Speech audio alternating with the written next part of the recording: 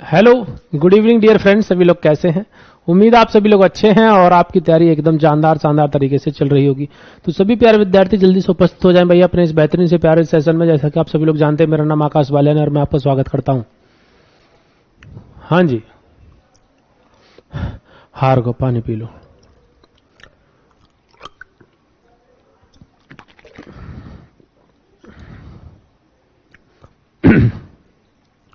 आ जाओ भाई जल्दी से। देखिए,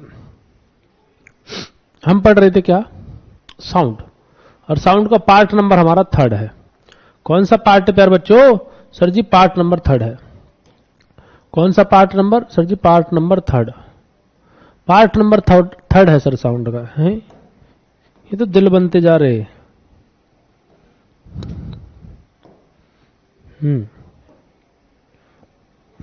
वाओ, ये तो ऐसे ही फील हो रहा है जैसे मैंने ऐसी शर्ट पहन रखी हो। जल्दी आ जाओ भाई।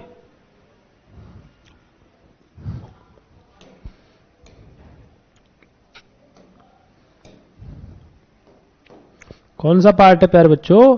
Sir ji part number 3rd।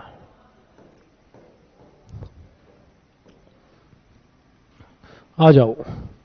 तो हम क्या पढ़ रहे थे? आज इस चैप्टर को हम खत्म कर लेंगे।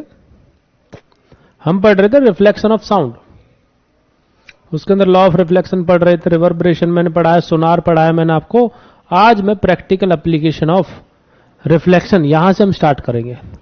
प्रतीक्षा सिंह है जी, welcome. Okay, Khushi Pal, K M Preeti Singh, Ram Ram ji, Ram Ram. Kamini Gupta, good evening good evening. Neelam है, प्रिया मिश्रा है, पिंकी सेंगर है। सभी का वेलकम। सभी प्यारे बच्चे जल्दी से आ जाएं जी। राधे राधे भाई सभी को। देखिएगा, प्रैक्टिकल एप्लीकेशन ऑफ रिफ्लेक्शन यानी परावर्तन के व्यावहारिक अनुप्रयोग। कह रहा मेगाफोन और लाउड स्पीकर। कह रहा ध्वनि एक विशेष दिशा में भेजने के लिए हम इसका उपयोग करते हैं। आपने सुना है मेगाफोन, लाउड स्पीकर मंदिरों पे, मस्जिदों पे लगे रहते हैं। ऐसे करके हेलो, एक ही डायरेक्शन में साउंड को भेज रहे होते हैं। ठीक है, तो बेटा design to send sound in a particular direction, जिस किसी भी दिशा में आप भेजना चाहते हैं उस दिशा में साउंड को भेजने के लिए लगाए जाते हैं। यहां पर मल्टीपल रिफ्लेक्शन होता है, आवाज टकरा के सीधा एक ही दिशा में जाती है। स्टेथोस्कोप। स्टेथोस्कोप जब आप डॉक्टर के पास जाते हैं, डॉक्टर उसको लगाता है यहां पर है, हाँ, और देखता है कान में लगा के। चलेगा। तो स्टेथोस्कोप में क्या होता है, वहां पर भी बहुत ज्यादा क्या होता है बेटा जी, आपका रिफ्लेक्शन होता है। तो डॉक्टर के स्टेथोस्कोप में हृदय की धड़कन बार बार होने वाले परावर्तन के कारण, किसके कारण सर जी? परावर्तन के कारण कानों तक पहुंचती है। याद रखेंगे, हृदय की धड़कन जो है बेटा जी, इसका बार बार परावर्तन होता है। मल्टीपल रिफ्लेक्शन आप कह सकते हैं, मल्टीपल रिफ्लेक्शन। यानी कि धड़क आपका दिल यहां रहा है, डॉक्टर के कान में सुन जाता है स्टेथोस्कोप की मदद से। ओके।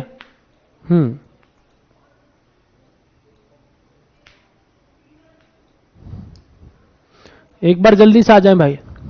बेटा कल क्लास नहीं हुई थी। कल हमारी जो है यूपी पुलिस में मैराथन थी, जिसकी वजह से क्लास हम नहीं ले पाए। ठीक है, आगे चलते हैं। बेटा साउंड बोर्ड, बड़े जो हॉल होते हैं उसमें वक्ता के पीछे रखे जाने वाले वक्राकार board. Curved boards placed behind the speaker in the large halls to that sound after reflection reaches every corner of the hall। यानी बेटा जी जो साउंड है वो वक्ता के मुंह से निकलने के बाद, या जहां पर भी बेटा जी आवाज निकल रही होगी माइक से, वहां पर क्या लगाए जाते हैं बेटा जी? कर्व्ड बोर्ड लगाए जाते हैं, ताकि साउंड वहां से टकराए और टकराने के बाद सभी दिशाओं में बराबर या इक्वल तरीके से बेटा जी फैले। ठीक है, हाँ जी, very good. Characteristics of musical sound. अब देखिए भाई, ध्वनि के अभिलक्षणों की बात कर रहे हैं बेटा जी। 3 गुणों का उपयोग करते हैं बेटा हम। कितना सर? 3 गुणों का। तो ध्वनि को पहचानने के लिए हम 3 गुणों का उपयोग करते हैं। वो 3 गुण कौन कौन से? एक तो है लाउडनेस, कि किसी की आवाज कितनी प्रबल है, कितनी तेज है ना। तो प्रबलता ध्वनि का वह गुण है। कौन सा भैया गुण? प्रबलता। प्रबलता साउंड का वह गुण है जो हमें तेज ध्वनि और धीमी ध्वनि के बीच अंतर स्पष्ट करता है। यह कंपन के आयाम यानी कि बेटा जी एम्पलीट्यूड पर निर्भर करता है। कंपन के आयाम या फिर आप कह सकते हैं एम्पलीट्यूड पर निर्भर करता है, जिसको बोलते हैं लाउडनेस। अगर आपसे क्वेश्चन पूछा जाए, आपसे पूछा जाएगा कि बेटा लाउडनेस किस चीज पर डिपेंड होती है, आप बोलेंगे सर जी एम्पलीट्यूड पर निर्भर होती है। प्रबलता, ध्वनि की प्रबलता किस पर निर्भर होती है? आप बोलोगे प्यारे बच्चों एम्पलीट्यूड पर, आयाम पर निर्भर होती है। ओके। एक तो यहीं से क्वेश्चन बनता है आपका कि ध्वनि की जो प्रबलता है वो किस पर निर्भर होती है। आप बोलेंगे सर एम्पलीट्यूड पर, आयाम पर। रिलेशनशिप क्या है? Loudness is directly proportional to amplitude का स्क्वायर। ये मैंने आपको पहले भी बताया था कि अगर एम्पलीट्यूड 4 गुना, एम्पलीट्यूड को अगर डबल कर दिया जाए तो लाउडनेस 4 गुना हो जाती है। यहां पर लिखा भी होगा, यदि आयाम बड़ा हो तो ध्वनि तेज होगी, यदि आयाम छोटा हो तो ध्वनि धीमी होगी। इसे मैं लिख भी देता हूं। यदि आयाम, मैं लिख देता हूं प्यारे बच्चों, यदि आयाम 2 गुना हो जाए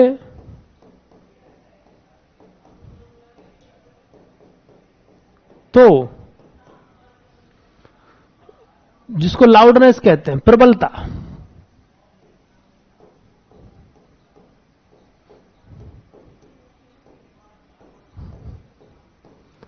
चार गुना हो जाएगी।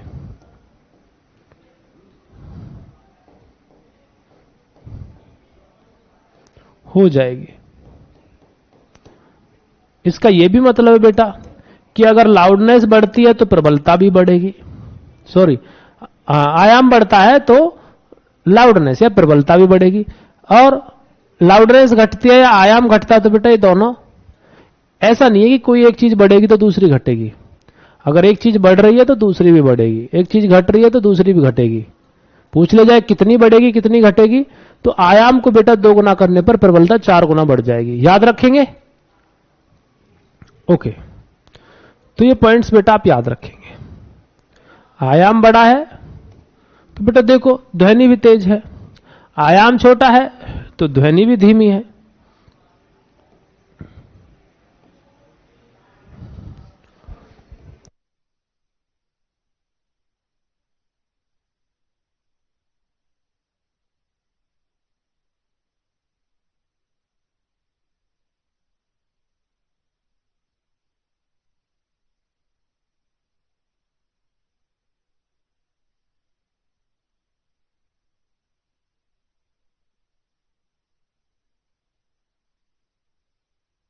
बेटा 1 सेकंड होल्ड रखना।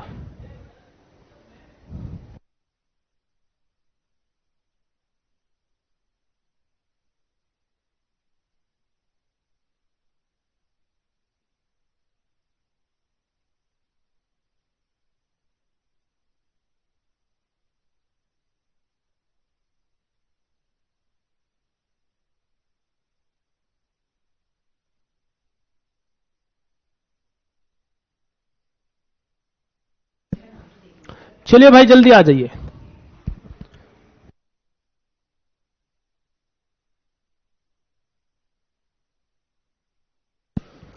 आ जाओ भाई जल्दी से। डेसिबल, डेसिबल पैमाना, डेसिबल स्केल। सर ये क्या है? कह रहा ध्वनि की प्रबलता को डेसिबल में मापा जाता है। किस में मापा जाता है प्यारे बच्चों? डेसिबल में मापा जाता है। नॉर्मल ब्रीदिंग यानी कि सामान्य श्वसन 10 dB।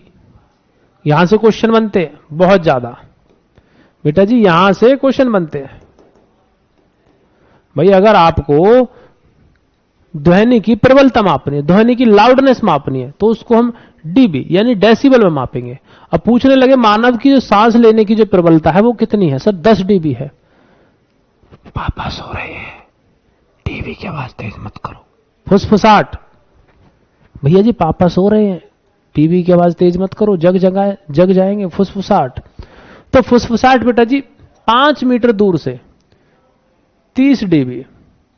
5 मीटर दूर समझ रहे हो, यहां से लेकर 5 मीटर यानी 15 फीट। ओए ऐसे करके बुलाते हो, ये फुसफुसाहट है। अगर आपको सुन पा रहे हो तो क्या पता माइक से नहीं आ जा रही हो आवाज, किसी को हम इशारा करते हैं बिना चिल्लाए, है ना, उसको फुसफुसाहट कहते हैं। तो उसकी बेटा जी 5 मीटर दूर से अगर हम देखें तो 30 डीबी होती है। नॉर्मल कन्वर्सेशन जो हम करते हैं, बातचीत करते हैं, वो 60 डीबी तक होती है। बिजी ट्रैफिक अगर है, अगर ट्रैफिक में बहुत ज्यादा पी पौ चल रही होती तो 70 डीबी तक होता है। कह रहा एवरेज फैक्ट्री, अगर फैक्ट्री में हम काम कर रहे होते हैं तो उसका बेटा जी 80 डीबी तक होता है। 80 डीबी तक प्रबलता होती है। फैक्ट्री में खटपट खटपट दुनिया भर का काम चल रहा होता है, कहीं लोहा कूट रहे हैं, कहीं मशीन चल रही है, तो 80 डीबी का प्रबलता होती है साउंड की। ओके, हाँ, नॉट कह रहा अबव 80 डीबी, अगर आप 80 डीबी से ऊपर जाते हो तो 80 डीबी से ऊपर की ध्वनि कष्टदायक होती है। इसे बेटा जी शोर कहा जाता है। शोर को बोलते हैं नॉइज। गाना सुना, मेक सम नॉइज फॉर देसी बॉयज, सुना है नहीं सुना? मतलब कि थोड़ा शोर मचाते हैं, हा हुल्ला काटते हैं, एंजॉय करते हैं। तो जब हम एंजॉय करते हैं तो क्या करते हैं, बढ़िया म्यूजिक, लाउड म्यूजिक बजा रखा है, डांस कर रहे हैं, खुद भी चिल्ला रहे हैं, ये मजा आ रहा है ना। तो 80 डीबी से ऊपर की ध्वनि कष्टदायक होती है। अगर लॉन्ग टर्म पर, लंबे समय तक अगर बेटा जी हम इसी को सुनते रहें तो ये बेटा जी बहरेपन का कारण बनता है ना, लंबे समय तक सुनने पर क्या बनता है बेटा जी? बहरेपन का कारण, बहरेपन का कारण बनता है।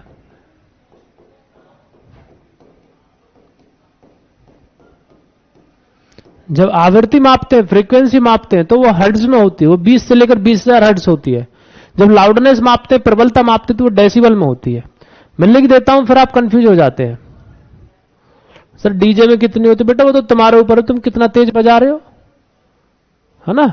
लिखो, जो लाउडनेस है जिसको हम प्रबलता कहते हैं, आप कंफ्यूज रहते हो इसमें। प्रबलता को बेटा जी हम डीबी, डेसिबल जिसको कहते हैं। अगर हम बात करते हैं फ्रीक्वेंसी की, जिसको हम कहते हैं आवृत्ति, ये किस में होती है बेटा जी? हर्ट्ज में होती है। ठीक है, तो मैंने आपको बताया है मानव बेटा जी 20 से लेकर 20,000 हर्ट्ज तक सुन सकता है, ह्यूमन, है ना। ऑडिबल, ऑडिबल रेंज, सुनने योग्य, ऑडिबल रेंज ऑफ ह्यूमन। अभी कल परसों के सेशन में बता के चलाऊं, यहां से क्वेश्चन भी करवाए हैं। Is that clear? इसको बेटा दिमाग में बिठा लेंगे इन दोनों पॉइंट्स को, आप कंफ्यूज रहते हो।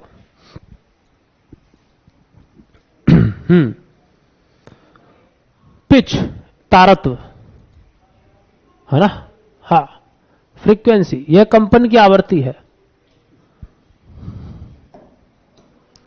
कह रहा तारत्व ध्वनि का, जो तारत्व है बेटा जी, यह ध्वनि का वह गुण है जिसके द्वारा हम पतली तीखी ध्वनि, भारी और मोटी ध्वनि, बेटा लड़के जो है वो थोड़े भारी भरकम होते हैं, उनकी भुजाएं थोड़ी मोटी हो सकती हैं। महिलाएं थोड़ी पतली होती है, उनकी जुबान तीखी हो सकती है ना। हाँ, तो जो पतली और तीखी आवाज होती है ये महिलाओं की होती है। हालांकि आजकल महिलाएं पतली नहीं रही हैं, खा पी कर बर्गर चाउमीन मोटी हो रही हैं, है ना। हाँ, महिलाएं। भारी और मोटी ध्वनि बेटा जी पुरुष, पुरुष, पुरुष।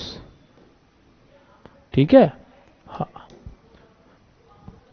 तो जब आपसे पूछा जाए पिच, तारत्व, तो महिलाओं के अंदर जो है वो सर कैसी रहती है? हाई पिचड वॉइस रहती है ना। हाँ, तो महिलाओं के अंदर बेटा जी कैसी वॉइस रहेगी? हाई पिचड। श्रिल साउंड ये रही, पतली और तीखी साउंड। सर फॉर गर्ल्स, है ना, ये किसके अंदर रहती है सर? फीमेल्स में रहती है। और ग्रेव एंड डीप साउंड जो होती है बेटा जी, ये मेल्स में रहती है। कह रहा है it depends on the frequency of vibration. जो तारत्व है ये इस बात पर डिपेंड करता है कि वाइब्रेशन की आवृत्ति क्या है। जो हमारे वोकल कॉर्ड है ना, ये कितना वाइब्रेट होता है, ठीक है। कंपन की आवृत्ति पर निर्भर करता है, ठीक है। यह कंपन की आवृत्ति, कंपन की आवृत्ति बेटा किस चीज की? सर वोकल कॉर्ड्स की। वोकल कॉर्ड्स जिसको हम क्या कहते हैं बेटा? स्वर रज्जु। तो स्वर रज्जु जो है वो कितनी तेजी से कंपन कर रहे हैं, उनकी फ्रीक्वेंसी क्या है, ये उस चीज पर डिपेंड करती है, जिसको हम कह सकते हैं बेटा जी बेसिकली लैरिंक्स, जिसको हम लैरिंक्स कह सकते हैं, जिसको बेटा जी हम क्या कहते हैं? शायद कंठ कहते हैं। तो वोकल कॉर्ड्स जो स्वर रज्जु होता है उसके अंदर कुछ वाक तंतु होते हैं। इसके अंदर प्यारे बच्चे क्या होते हैं? वाक तंतु होते हैं। सर इसके अंदर वाक तंतु होते हैं, वाक तंतु होते हैं, ओके। हाँ, अब देखिए हाई फ्रीक्वेंसी, प्यारे बच्चों हाई फ्रीक्वेंसी मतलब हाई पिच। हाई फ्रीक्वेंसी मतलब सर जी हाई पिच। हाई फ्रीक्वेंसी मतलब हाई पिच, ओके भैया। और भैया लो फ्रीक्वेंसी मतलब बेटा low pitch.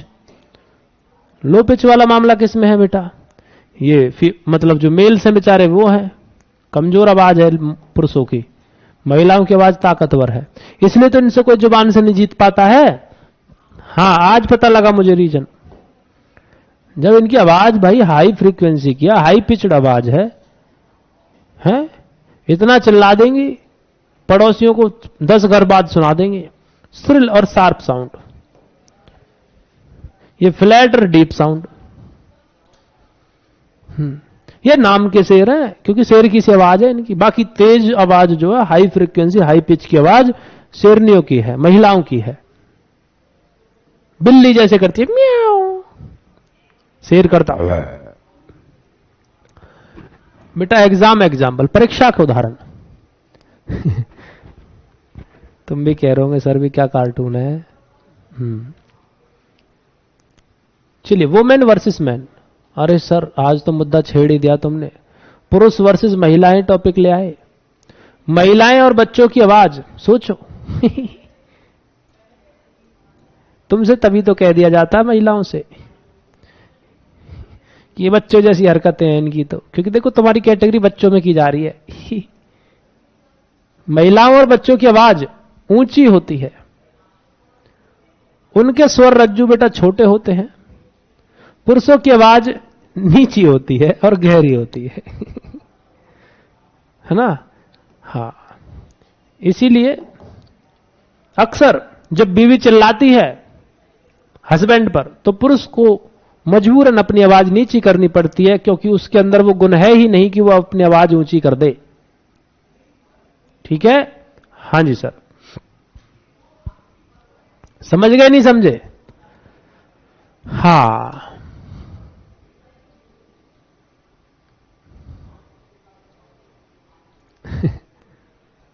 Birds versus lion. देखो, शेर, पुरुषों की तुलना शेर से की जा रही है, लायन की आवाज गहरी है, तो सोचो पुरुष भी लायन के जितने ही खतरनाक हैं, ताकतवर हैं। महिलाओं की तुलना पक्षियों से की जा रही है, टिटर कुछ ना कुछ चिल्लाते रहते हैं पक्षी ऐसे, है ना? पक्षी की आवाज का तारत्व बेटा अधिक होता है। देखो महिलाओं का भी तारत्व अधिक था, उच्च आवृत्ति थी, जबकि शेर की दहाड़ का तारत्व कम होता है, लेकिन प्रबलता अधिक होती है। ध्यान रखेंगे, हमारी आवाज की प्रबलता तेज रहेगी लेकिन हमारी फ्रीक्वेंसी कम रहेगी। फीमेल की तो कोयल जैसी होती है। हाँ बेटा, ये बर्ड जो है ना, कोयल सी तेरी बोली कुकू कुकू, सुना नहीं सुना गाना? हाँ, कोयल, कोयल की जो वाणी है वो हाई फ्रीक्वेंसी वाली है। ओके, थोड़ा और डिफरेंस लिख लो इनमें जो आपको समझ में आ जाए। बेटा जी, फीमेल, फीमेल पक्षी, एग्जाम्पल लिख लो कोयल। सर कोयल की आवाज मधुर होती है ना? हाँ। इनकी फ्रीक्वेंसी कैसी रहती है बेटा जी? फ्रीक्वेंसी कैसी रहती है? सर इनका जो आवृत्ति है वो कैसी रहती है? बेटा इनकी आवृत्ति सर ज्यादा रहती है सर? हाँ जी। सर इनकी पिच कैसी रहती है?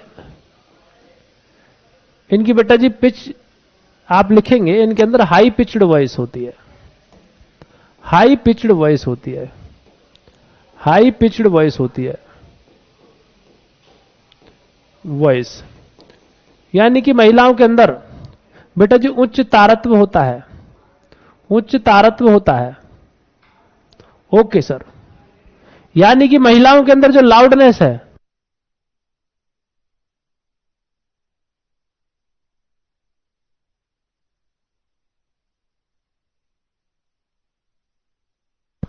और आ जाओ, लाउडनेस की बात करेंगे बेटा जी। लाउडनेस, लाउडनेस जिसको हम बोलते हैं प्रबलता, प्रबलता कितनी रहेगी बेटा जी? प्रबलता कम रहेगी। प्रबलता कैसी रहती है सर जी? कम रहेगी। तो ये महिलाओं का केस है। हाँ, लो बच्चे भी लिख लो, महिलाओं के साथ बच्चे भी लिख लो, है ना? फीमेल चिल्ड्रन,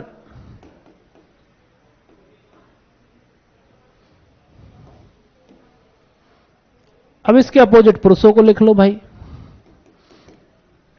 अपोजिट में सर मेल हो जाएंगे, मेल्स हो गए, शेर हो गया, है ना? ओके सर, इनके अंदर लिखते चलो बेटा। अब हिंदी में लिख दूं इनकी आवृत्ति, और बेटा जी जो तारत्व रहेगा वो कैसा रहेगा? कम रहेगा। लेकिन इनकी जो प्रबलता है वो बेटा जी ज्यादा रहेगी। इनकी प्रबलता जिसको लाउडनेस कहते हैं वो बेटा ज्यादा रहेगी। ओके, अब कोई कंफ्यूज नहीं होगा? Very good. बहुत कंफ्यूजन होती है बच्चों को यहां पर। ड्रम और विसल, ढुम ढुम ढुम सीटी बज रही है? ढोल की जो आवृत्ति है बेटा जी वो कम होती है।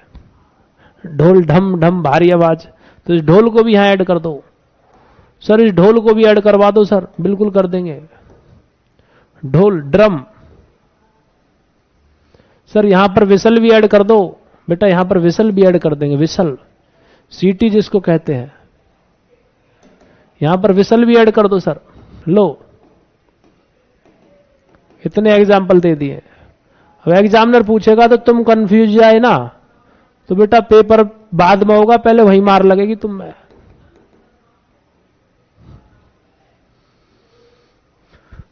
जबकि सीटी की आवृत्ति बेटा जी अधिक होती है, उच्च पिच होती है ना? महिला एकदम जोर से चिल्ला जाए तो ये समझो ऐसी आवाज आती है जैसे एकदम सीटी बजाई हो किसी ने, दूर से तो ऐसा ही लगेगा किसी ने सीटी बजाई है ना? हाँ, वेरी गुड। अब बात करते हैं बेटा क्वालिटी ऑफ टिम्बर। क्वालिटी और टिम्बर, भैया जी गुणता, कह रहा गुणता जिसको बोलते हैं क्वालिटी, या फिर इसको टिम्ब्रे भी कह रहे हैं। कह रहा वह अभिलक्षण है जो हमें समान प्रबलता और समान तारत्व वाली दो ध्वनियों के बीच अंतर करने में मदद करता है, जो अलग अलग स्रोतों या वाद्य यंत्रों से उत्पन्न होती है। इस पे थोड़ा ध्यान देंगे सर, क्वालिटी पर, है ना? क्वालिटी जानते हो? तुम एक बांसुरी लेके आओ और उसको बजाओ, कुछ ऐसे करके बजा लिया, दुकानदार को पकड़ा दो, वो कहेगा जी हमारे पास ये एक और बेस्ट क्वालिटी की है, उसको भी तुम ऐसे बजाओ। पता लगा तुमने जितना आवाज, जितनी हवा तुमने उसमें फूंकी थी पहली वाली में, उतनी तुमने इसमें फूंकी है, लेकिन इस वाली की आवाज ज्यादा है। यानी कि तुमने तो उतना ही जोर लगाया, तुमने तो सेम लाउडनेस लगाई, तुमने सेम बेटा जी पिच लगाई, लेकिन आवाज में अंतर आ गया दोनों की में। तो इसको बोलते हैं क्वालिटी। राधा सिंह, ये बेटा बेइज्जती नहीं है महिलाओं की, ये एक वे ऑफ मेथड है, तरीका है बेटा जी, कुछ चीजें आपके माइंड में फिट कराने का, ये कोई बेइज्जती नहीं है ना। मैंने भी तो कहा, बताओ, मैंने भी तो कहा पुरुषों के लिए कि अगर महिला चिल्ला जाए तो पुरुष बेचारा चुप हो जाता है ना। हाँ, तो उसकी आवाज दब जाती है, क्योंकि उसके अंदर ऊंची आवाज है ही नहीं, नीची आवाज कर लेता वो अपनी। आगे आओ, तो क्वालिटी और टिम्बर, गुणता। अभी मैं इसका एग्जाम्पल दे रहा हूं, जैसे कि बेटा रीजन देख ले पहले, फिर एग्जाम्पल देंगे। कह रहे depends on the shape of the sound wave. ये बेटा किस चीज पर डिपेंड कर रही है कि जो साउंड वेव है वो किस शेप से निकल रही है ना। Wave form, every instrument produce different overtones और हार्मोनिक्स। यानी बेटा यह ध्वनि तरंग के आकार पर निर्भर करता है। चलो दूसरी बांसुरी जाए भाड़ में, एक ही बांसुरी को पकड़ के रखो, उसमें कुछ छोटे छोटे होल होते हैं। जब कोई बांसुरी बजाता है ऐसे करके, कुछ ऐसे करके, तो उन होल्स पर उंगली रखने या हटाने से भी बांसुरी की आवाज चेंज हो जाती है।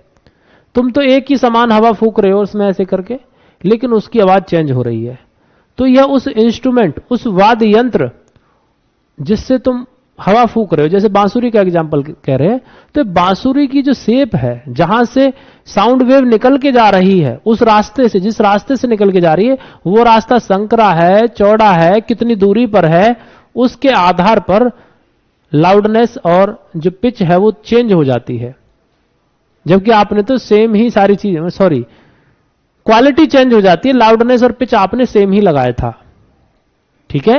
हाँ, एग्जाम्पल, यदि बांसुरी और वायलिन एक ही स्वर को समान तीव्रता से बजाते हैं, तब भी आप अपनी भिन्न गुणता के कारण बता सकते हैं कि कौन सा वायलिन, मतलब इनमें से कौन सा तो वायलिन है और कौन सा बेटा जी बांसुरी है।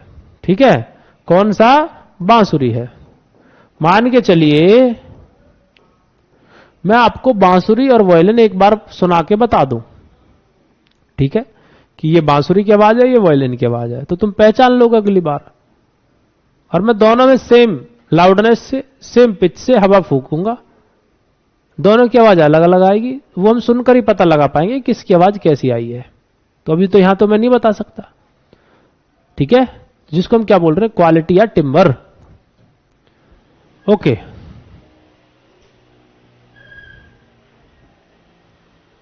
Summary table. लाउडनेस, प्रबलता, ये बेटा एम्पलीट्यूड पर, आयाम पर निर्भर करती है। याद रखना, यहां से क्वेश्चन पूछा जाता है बेटा, मैंने लिखा भी था अभी ऊपर कि लाउडनेस जो प्रबलता है वो किस पर निर्भर करती है सर, आयाम पर। पिच जो तारत्व है बेटा फ्रीक्वेंसी पर निर्भर करता है, आवृत्ति पर निर्भर करता है ना।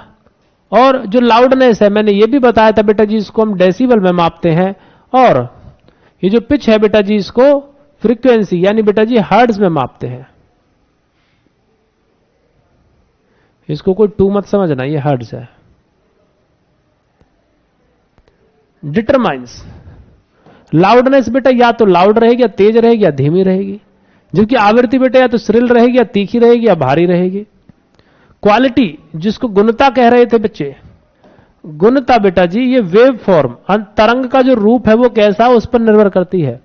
ये स्रोत की पहचान बता सकती है आपको कि भैया किस चीज की आवाज आ रही है, वायलिन की है, बांसुरी की है, गिटार की है, सितार की है, 100 चीजें हैं।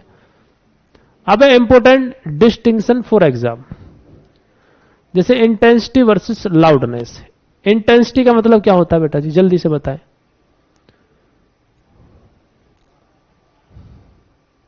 तीव्रता। तीव्रता एक भौतिक राशि है कि कोई चीज कितनी तेजी से चल रही है, बह रही है, बज रही है। ये तो हो गई तीव्रता। तीव्रता एक भौतिक राशि है जिसे मापा जा सकता है। जैसे कि भाई मैं इतनी स्पीड से निकल के चला गया यहां से, तो वो मेरी तीव्रता थी। Loudness is a sensation felt by our ears. कह रहा जो प्रबलता है ये एक संवेदनशील या संवेदना है, अनुभूति है, जिसको हमारे कान सुनते हैं। अगर तुम काफी तेजी से चिल्लाओगे और मेरे कानों को वो ध्वनि अप्रिय लगी तो मैं तुम्हें हो सकता है डांट दूं, अरे भाई क्यों चिल्ला रहा है, चुप बैठ जा। तो ये वही चीज है। तो ये सब्जेक्टिव है, यानी प्रबलता हमारे कानों द्वारा महसूस की जाने वाली एक अनुभूति है। ओके, ये क्वांटिटेटिव है बेटा जी, जिसको हम माप सकते हैं, लेकिन इसको बेटा माप नहीं सकते, है ना। आप लिखना चाहें तो लिख सकते हैं। लाउडनेस को बेटा जी माप नहीं सकते। इसके लिए तो फिर हम यही कह देते हैं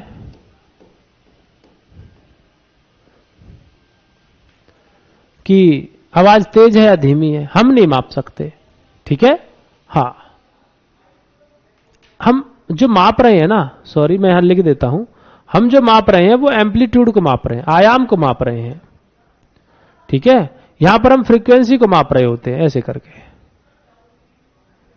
हम क्या बेटा जी आयाम को माप रहे होते हैं, हम यहां पर फ्रीक्वेंसी को माप रहे होते हैं।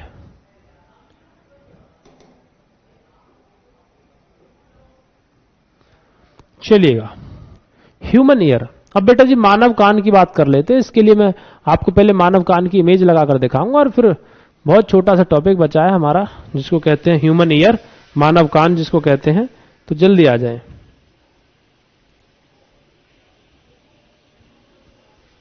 इस ह्यूमन ईयर को भी बेटा मैं आपके सामने लगाता हूं इमेज इसकी, ताकि आपको कोई दिक्कत नहीं आए। ठीक है भैया जी।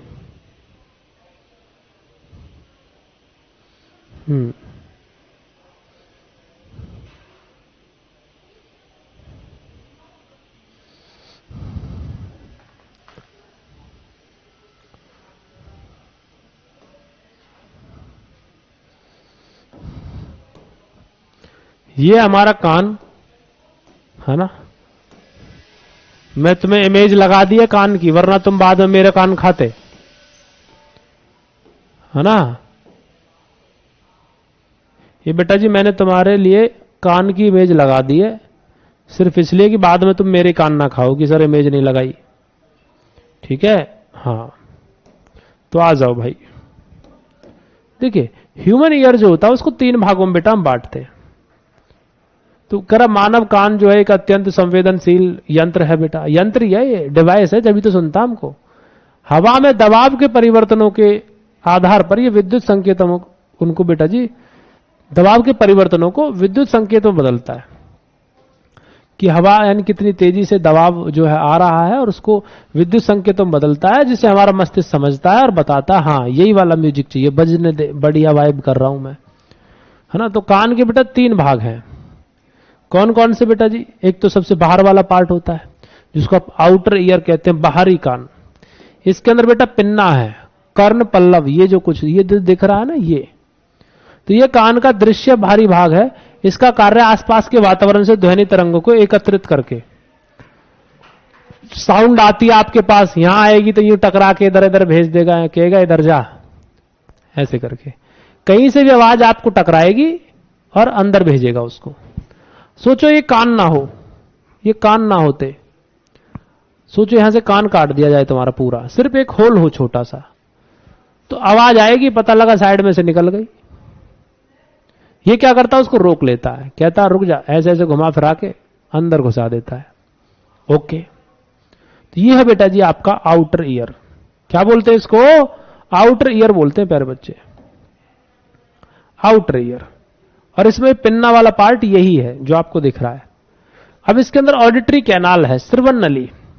कह रहे एकत्रित ध्वनि इस नली से होकर कान के पर्दे तक पहुंचती है। जितना भी ये पीला पीला से दिख रहा है ना, पूरा यहां तक ये बेटा जी आउटर ईयर है, जिसमें कान का मैल भरा रहता है। फिर आ जाता है ईयर ड्रम, टिम्पैनिक मेम्ब्रेन, कर्ण पटह है, एक पतली और खिंची हुई झिल्ली होती है, जैसे ढोलक पे झिल्ली रहती है भाई, उस पर बजाते हैं। तो जब ध्वनि का संपीड़न जो कंप्रेशन है यहां पहुंचता है तो अंदर की ओर दबती है, और विरलन के समय बाहर की ओर।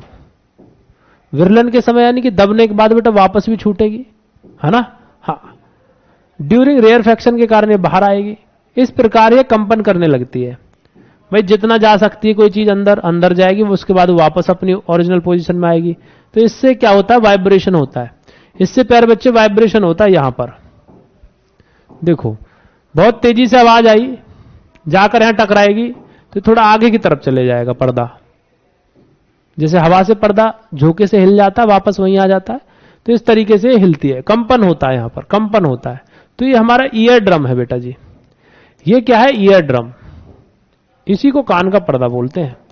इसी को बेटा जी हम टिम्पैनिक मेम्ब्रेन बोलते हैं। इसी को कान का पर्दा बोलते हैं और इसी को टिम्पैनिक मेम्ब्रेन बोलते हैं। ये क्या है, कान का पर्दा है, कान का पर्दा। ठीक है भैया, ओके। तो पिन्ना समझ में आ गया सर। ऑडिटरी कैनाल जो नली थी ये समझ में आ गई, इसी में आपका ईयर वैक्स रहता, कान का मैल। और पतली और खिंची हुई झिल्ली होती है बेटा जी, थिन और टाइटली स्ट्रेच्ड मेम्ब्रेन है। जब कंप्रेशन पड़ता है तो ये अंदर जाती है और बाहर वापस आती है ड्यूरिंग रेयरफैक्शन। आपसे पूछा जा सकता है कान की झिल्ली बाहर कब आती है, आप बोलेंगे सर ड्यूरिंग रेयरफैक्शन आती है, विरलन के समय। अंदर कब जाती है, कंप्रेशन के समय। कंप्रेशन के समय बेटा जी अंदर जाती है झिल्ली, और रेयरफैक्शन के समय बेटा जी बाहर की तरफ आती है झिल्ली। इस कंप्रेशन और रेयरफैक्शन के कारण क्या होता है, कंपन पैदा होती है, और इस कंपन को बेटा जी फिर हमारा मिडिल ईयर के पास पहुंचा दिया जाता है। अब आ जाता है मध्य कान। अब जो मध्य कान है इसमें 3 छोटी हड्डियां होती हैं जिन्हें ऑसिकल्स कहते हैं। अगर इसको मिला दें या फिर पूरा बोले तो इसको ईयर ऑसिकल्स कहते हैं, क्योंकि कान के अंदर है भाई, कान के अंदर छोटी हड्डियां हैं इसलिए इनको ईयर ऑसिकल्स कहते हैं। इनका मुख्य कार्य बेटा ध्वनि कंपनों के बल को कई गुना प्रवर्धित करना है। हल्की सी भी आवाज आएगी तो उसको कई गुना बढ़ाकर आगे भेजती है ना। जैसे आपके घर में वोल्टेज होती है ना, बिजली कम आती है तो उसको बढ़ाकर बेटा आगे भेज दे ताकि आपके यंत्रों की पूर्ति की जा सके। तो ऐसे ही अगर थोड़ी बहुत भी ध्वनि कान में पहुंचती है ना, उसको कई गुना बढ़ाकर ये आगे की तरफ भेजती है ताकि मस्तिष्क तक चीजें क्लियर हो। समझ लो ये हड्डियां हमारे कान की लाउड स्पीकर हैं। हमने थोड़ा सा बोला हेलो, जब माइक में इंसान बोलता है सामने खड़े होकर तो बहुत सारे लोगों तक बेटा बहुत तगड़ी वाली आवाज बहुत बड़ी जनसंख्या तक आप पहुंचा देते हो। आपने देखा होगा जैसे लाइट बंद हो जाती है तो इंसान की आवाज बंद हो जाती है। वो बोल रहा होता है लेकिन शुरू कई लोगों को सुन रही होती, बाद तक नहीं जाती। तो आप यही समझ लीजिए कि बहुत धीमे आवाज आ रही थी, लेकिन ये हड्डियां जो हैं ये हमारे कान का माइक है। इन्होंने इस आवाज को तेज कर दिया ताकि मस्तिष्क तक अच्छे से सुनाई दे। ओके, आपसे पूछ लिया जाता है इन हड्डियों का क्रम। बेटा दे 3 बोन्स हैं, क्रम याद रखना, मेलस, इनकस, स्टेपस। मेलस बेटा बाहर की तरफ होती है ना, ये सबसे बाहर की तरफ है। मैं लिख देता हूं, सबसे बाहर की तरफ, सबसे बाहर की ओर। ठीक है। स्टेपस बेटा जी या स्टेपिस जिसको बोलते हैं सबसे अंदर की ओर, ये बेटा जी सबसे अंदर रहती है। Okay sir. और बेटा ये मध्य में रहेगी, ये बेटा जी मध्य में रहती है, बीच में रहती है। तो मेलस जिसको हैमर कहते हैं, एनविल जिसको इनकस कहते हैं, और स्टेपिस जिसको बेटा स्टिरअप कहते हैं। ओके, ये जो स्टेपिस है ना यही कई गुना बढ़ाती है आवाज को। इंपोर्टेंट फैक्ट्स फॉर एग्जाम कह रहा है स्टेपिस जो है मानव शरीर की सबसे छोटी हड्डी है। मैंने आपको पहले भी बताया है, सबको पता है ये चीज। Stapes is the smallest bone. इसी के पास बेटा जी छोटी मांसपेशी भी पाई जाती है। इनर ईयर, आंतरिक कान कह रहा है जिसको कॉकलिया इसके अंदर पार्ट है। कह रहा है यह घोंगे यानी कि स्नेल के आकार का होता है, ऐसे रहेगा घुमावदार सा। घोंगा ऐसा ही रहता ना, ऐसा ही रहता घोंगा, ये ऐसा है। इसकी कुंडलीदार संरचना है जो तरल पदार्थ से भरी होती है, इसके अंदर लिक्विड रहता है और मध्य कान में प्रवर्धित कंपनों को प्राप्त करती है। यानी मिडिल ईयर से कंपन जो वाइब्रेशन पैदा हो रही है उनको प्राप्त करेगी और बेटा जी ये क्या करती है, उसको आगे की तरफ पहुंचा देगी। इसका फंक्शन क्या है कॉकलिया का, कार्य, कह रहा कॉक्लिया इन कंपन को विद्युत संकेत में परिवर्तित कर देती है और फिर इन विद्युत संकेतों को ऑडिटरी नर्व, हमारी सुनने वाली जो तंत्रिका है, वो लेकर जाती है। तो ये विद्युत संकेत श्रवण तंत्रिका के माध्यम से मस्तिष्क तक पहुंचाए जाते हैं और मस्तिष्क फिर इन्हें ध्वनि के रूप में पहचानता है। अच्छा, झलक दिखला जगाना चल गया, ठीक है। अब पूरी प्रोसेस को समझाने से पहले एक बार डायग्राम और दिखा दूं। तो बेटा ये तो जितना भी पीला पीला आपको दिख रहा है बेटा, ये पूरा अंदर तक ये आपका आउटर ईयर है। यहां पर फिर मिडिल ईयर स्टार्ट होता है। यहां पर ये 3 हड्डियां हैं, ध्यान रखेंगे। ये रही ऑडिटरी ऑसिकल्स बेटा जी, यहां पर ये ऑडिटरी ऑसिकल्स हैं, ऑडिटरी ऑसिकल्स है बेटा, ठीक है। ये वाली 3 हड्डियां जिसमें मेलस, ये मान के चलिए ये वाली मेलस है, मैं लिख दे रहा हूं, ये मेलस है बेटा जी, ये बेटा मेलस है, MELLEUS, मेलस। ये जो बीच में आपको दिखा रखी है, ये डॉट डॉट बना लेता हूं मैं, ये इनकस है। और जो सबसे लास्ट में है, ये रही, ये वाली बेटा स्टेपिज है। अब इस स्टेपिज तक बेटा जी ये वाला जो पार्ट था, देखिए यहां लिखा भी हुआ है, जो पीला वाला पार्ट है वो आउटर ईयर है, जो पिंक वाला पार्ट है वो मिडिल ईयर है, जिसमें हड्डियां हैं, ये रही। और जो इनर ईयर है वो ब्लू कलर से बना हुआ है, ब्लू कलर से, ये रहा। इसी को बेटा जी कॉक्लिया बोल रहे हैं, घोंगे के जैसा है, ये रहा कॉक्लिया। ओके, हाँ, इस कॉक्लिया के अंदर तरल पदार्थ है और ये कॉक्लिया ने क्या किया है बेटा, जो इसने वाइब्रेशन प्राप्त करी थी, इनको ये सर इलेक्ट्रिकल संकेतों में बदल देता है और उन संकेतों को फिर ब्रेन तक पहुंचाया जाता है। ओके, हाँ,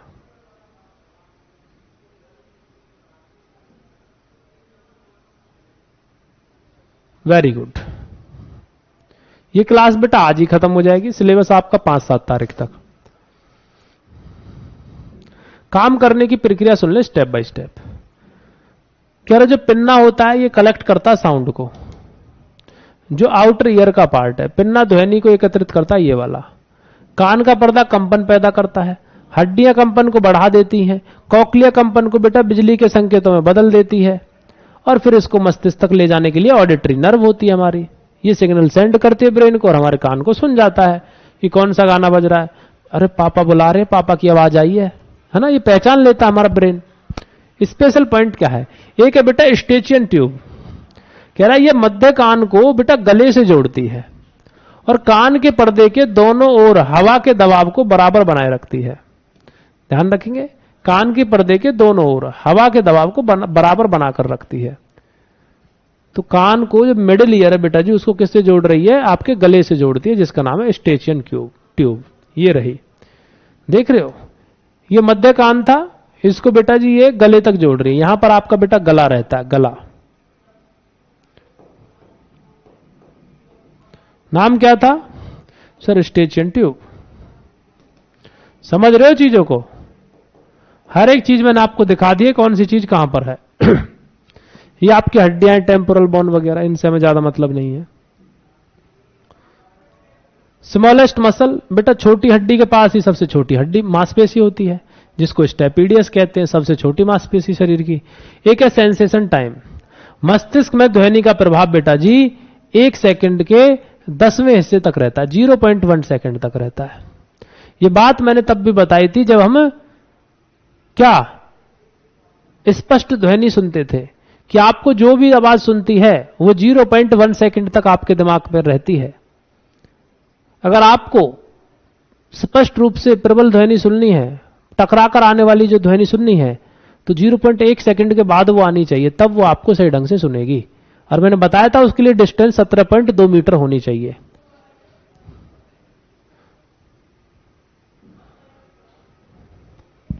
रिवीजन टेबल बेटा, आउटर ईयर के लिए, बाहरी कान के लिए, मिडिल ईयर के लिए, इनर ईयर के लिए।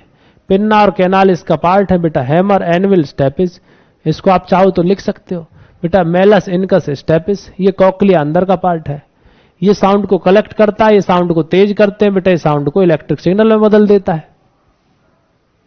फिर उसके बाद परीक्षा के लिए बेटा ये बहुत इंपॉर्टेंट पॉइंट है, मैच नंबर।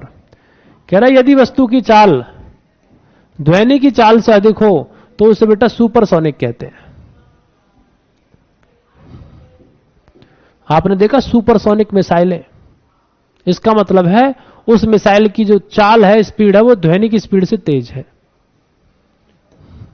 सुपरसोनिक मिसाइल है, सुपरसोनिक मिसाइल। इसीलिए इसको सुपरसोनिक मिसाइल बोल रहे हैं, क्योंकि प्यारे बच्चों ये जो मिसाइल है इसकी जो स्पीड है वो ध्वनि की स्पीड से भी तेज है। एक है सोनिक बूम। जब कोई सुपरसोनिक विमान उड़ता है तो वह शॉक वेव्स उत्पन्न करता है, जिससे एक तेज आवाज उत्पन्न होती है, जिसे सोनिक बूम कहते हैं। तो कोई भी मिसाइल एकदम से निकलती तो आपने देखा होगा शू ऐसे करके निकल के जाती है, तो इसको बोल रहे सोनिक बूम। डॉपलर इफेक्ट क्या है? कह रहा ध्वनि स्रोत और प्रेक्षक, यानी कि जो बेटा जो ध्वनि बोल रहा है, जो ध्वनि निकाल रहा है वो, और जो ध्वनि सुन रहा है वो, उसके बीच सापेक्ष गति के कारण ध्वनि की आवृत्ति में होने वाले परिवर्तन को डॉपलर इफेक्ट कहते हैं। The change in frequency of sound due to the relative motion between the source and the observer.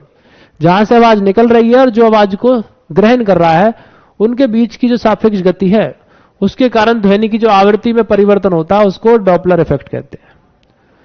यह भी पूछ लिया जाता है कई बार कि म्यूजिकल इंस्ट्रूमेंट्स, जैसे कि स्ट्रिंग इंस्ट्रूमेंट होते हैं, स्टार में वो स्ट्रिंग होती है, वायर होता है, उसको आप ऐसे करते हो, क्लिक करते हो, तो वो स्टार का जो वायर होता है उसमें कंपन पैदा होती है, तो वाइब्रेशन ऑफ स्ट्रिंग सर इसकी जो तार होती है उसमें वाइब्रेशन पैदा होती है। कह रहा विंड इंस्ट्रूमेंट, जैसे बांसुरी है ना, फ्लूट, बांसुरी, वाइब्रेशन ऑफ एयर कॉलम। बांसुरी जो खोखली होती है ना, उस खोखली वाली जगह में हवा में बेटा वाइब्रेशन होती है, हवा के कण जो होते हैं ना उनमें वाइब्रेशन होती है, इसके कारण बांसुरी की आवाज आती है। सर प्रकर्जन, ड्रम जो होता है, वाइब्रेशन ऑफ मेम्ब्रेन में वाइब्रेशन होती है, जिस मेम्ब्रेन को आप पीट रहे होते हो, चाहे चमड़े की हो वो, चाहे प्लास्टिक की हो, ढोल वाले की जो वो रहती है ना सफेद सफेद सी, कई बार लोग उसको फोड़ देते हैं घूसा मारकर, तो उसको मेम्ब्रेन कह रहे हैं। ओके, हाँ, तो आज के लिए इतना ही बेटा। और आपने देखा होगा फिजिक्स का सेशन मैंने आपको यूपी टेट के लिए कराया था, तो वहां पर आपको यहां से बहुत सारे क्वेश्चन देखने को मिले होंगे, और यकीनन एग्जाम में बेटा यहां से आपको क्वेश्चन मिलेंगे, मेरा वादा है आपसे। ठीक है, तो आज के लिए इतना ही, मिलते हैं नेक्स्ट सेशन में। Love you, take care, bye bye, Ram Ram, thank you.